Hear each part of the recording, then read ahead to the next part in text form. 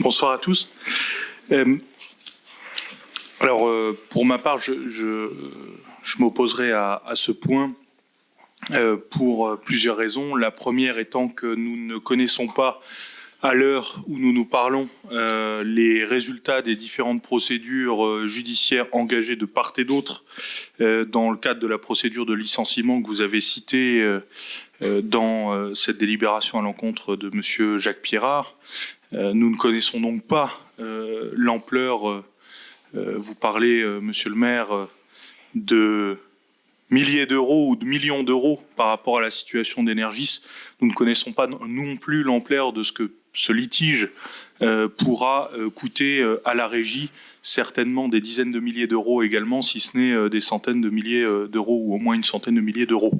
Donc, par rapport aux engagements que vous rappeliez vous-même sur le fait que vous aviez promis de ne pas assurer la présidence d'Energis et que vous revenez aujourd'hui sur votre parole, c'est un autre de vos engagements qui est battu en brèche, puisque vous avez dit très clairement que cela ne coûterait rien. Ce n'est pas le sujet. Je termine mon intervention. Vous avez très clairement dit que ce licenciement ne coûterait rien aux Naboriens. Et ce ne sera pas le cas, il coûtera bien de l'argent aux Naboriens au travers des caisses de la régie. Donc, eu égard au manque d'informations, eu égard également au manque d'informations que vous nous donnez sur les éventuels appels à candidature qui auraient pu être lancés pour trouver d'autres candidats et exposer peut-être plusieurs possibilités au conseil municipal par rapport à la nomination de ce nouveau cadre, je ne me vois pas aujourd'hui dans une situation, dans la situation de me prononcer favorablement sur cette nomination. Voilà. Je pense qu'on s'est mal compris, Monsieur le maire. Vous disiez, et l'engagement que vous aviez pris, je vous cite, c'est que le licenciement du directeur général ne coûterait rien aux Naboriens. Vous dites que ça impacte les finances et le résultat de la régie Énergis. Quand ça impacte les finances et le résultat de la régie Énergis, ça impacte automatiquement les Naboriens. Je vous le rappelle, la régie, c'est le patrimoine des habitants de cette ville.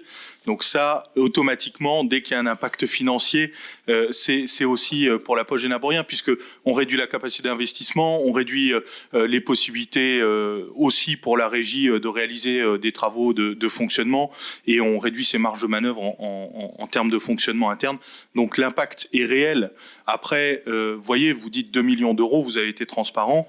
Moi, je me souviens très bien de la présentation que Marc Cazalet avait fait ici, où il parlait de 9 millions d'euros. Donc, quelque part, vous avez été un peu alarmiste sur cette situation. Au final, on...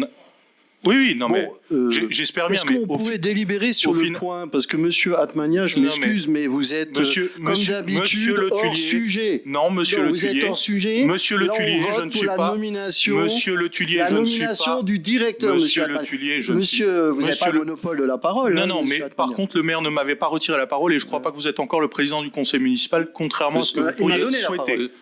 J'abonde dans le sens de Monsieur Le Tullier. Terminé, sinon on peut discuter toute la soirée. Oui, merci de me laisser terminer.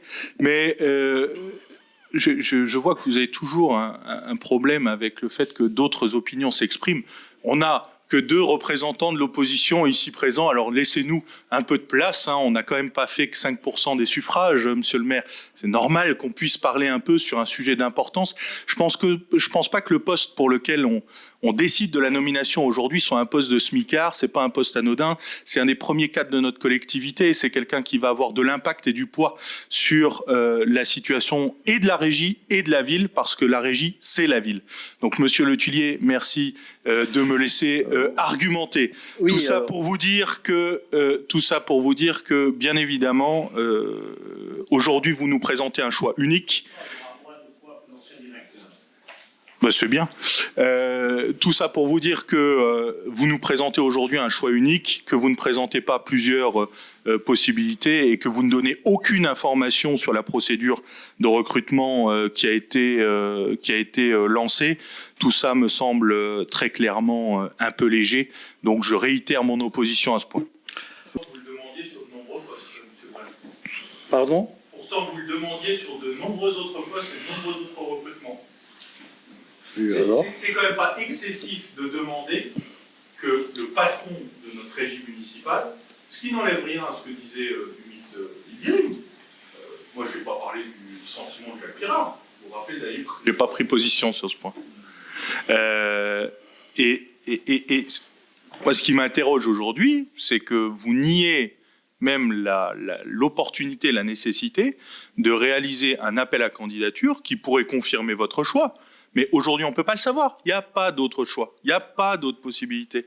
Et donc, ça sous-entend quoi? Ça sous-entend que ce que vous dites aujourd'hui, vous dites « Ah, mais le nouveau DG va coûter 2 fois moins cher que le précédent ». Bon, déjà, moi, ce qui m'intéresse, c'est pas combien il coûte, c'est combien il rapporte par sa qualité, par son engagement, par son travail, par sa plus-value et ses compétences. Ça, c'est la première des choses. La deuxième des choses, Hervé de Flandre, il vient de quelque part. Il est directeur général adjoint aujourd'hui. Donc, la question va se poser, est-ce qu'on remplace le DGA? Donc, ne faites pas croire à une économie. Peut-être que demain ou après-demain, vous serez amené à le remplacer et peut-être que ce poste coûtera quand même de l'argent. La question n'est pas là. La question aujourd'hui, c'est de s'entourer de compétences. Et quand tu dis, Humit, faut sauver notre LD, mais bien sûr, il faut sauver notre LD. Mais pour sauver notre LD, il faut le faire avec des gens de compétences et de confiance. Ce qui est certainement Hervé de Flandre, mais aujourd'hui, on aurait pu le confirmer au travers d'un appel à candidature transparent, monsieur le maire. Je réponds à la question. Pourquoi, quand on a trouvé chaussure à son pied, mais moi je vais vous poser une autre question. Hein. Quand vous avez un directeur général, d'accord, et que vous avez un directeur général adjoint, quand même un proche collaborateur, c'est un peu comme un maire et un premier adjoint. Bon, regardez les deux là, ils sont proches l'un de l'autre. Donc, bien évidemment, l'un est au courant de ce que fait l'autre. Et si ce n'est pas le cas, c'est qu'il y a manquement, c'est qu'il y a carence, c'est qu'on ne se renseigne pas, d'accord? Donc, nécessairement, pour moi, c'est justement ce manquement-là qu'on a sanctionné. Et pour moi, quand la gouvernance est partagée, les fautes sont partagées également. Alain, passe au bout. Donc, on aurait pu lancer un appel à candidature. Vous ne l'avez pas souhaité, c'est votre choix.